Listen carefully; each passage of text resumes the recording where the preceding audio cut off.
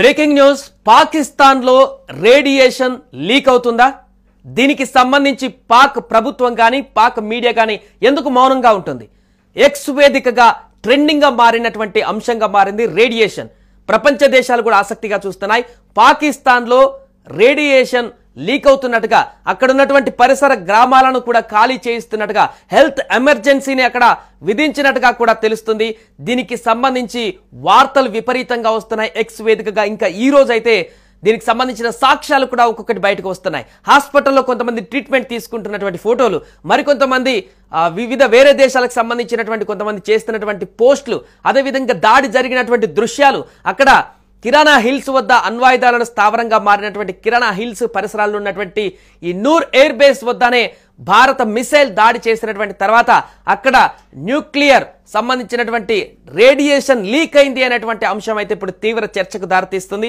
All of sudden గా కాల్పుల విరమణ ఒప్పందానికి సంబంధించి కూడా ఎందుకు ఇంత ఆల్ ఆఫ్ సడన్ గా భారత ప్రభుత్వం కూడా నిర్ణయం తీసుకుంది, అటు పాకిస్తాన్ కూడా కాళ్ళబేరానికి ఎందుకు అమెరికా దగ్గరికి వెళ్ళింది అనేటువంటి అంశాలు కూడా ప్రస్తావిస్తే, 11వ తారీఖు సాయంత్రం ఆల్ ఆఫ్ సడన్ గా ఎందుకు ఇలాంటి పరిస్థితి వచ్చిందంటే, ఇప్పుడు వస్తున్నటువంటి వార్తలను కనుక పరిశీలిస్తే ఇది బలాన్ని చేకూరుస్తుంది.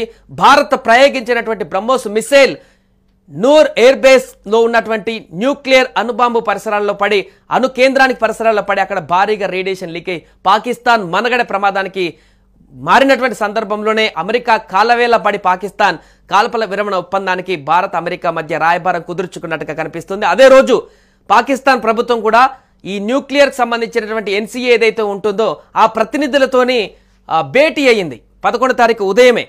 అంటే ఇది కూడా ఒక ఇండికేషన్ లాగా చూడొచ్చు. అమెరికాకు సంబంధించినటువంటి ఈ న్యూక్లియర్ రియాక్టర్స్ ఎప్పుడైతే రేడియేషన్ వెలువడేటువంటి దానికి సంబంధించినటువంటి విమానం ఏదైతే ఉంటుందో అదే చక్కర్లు కొట్టింది. అదేవిధంగా అదే రోజు ఉదయం పాకిస్తాన్ ప్రధానమంత్రి ఈ ఎన్సీఏ వాళ్ళతో భేటీ అవ్వడం జరిగింది. పాకిస్తాన్కి సంబంధించినటువంటి అణుబాంబుని, ఈ అణుబాంబు అదేవిధంగా రేడియేషన్ సంబంధించి దీన్ని డీల్ చేసేటువంటి సంస్థ, సో వారు ఆ ప్రతినిధులతో భేటీ అవ్వడం జరిగింది. ఆ తర్వాతనే సాయంత్రం ఈ కాల్పుల విరమణ ఒప్పందం అనేది ఆల్ ఆఫ్ సడన్ గా బయటకు వచ్చినటువంటి సందర్భం.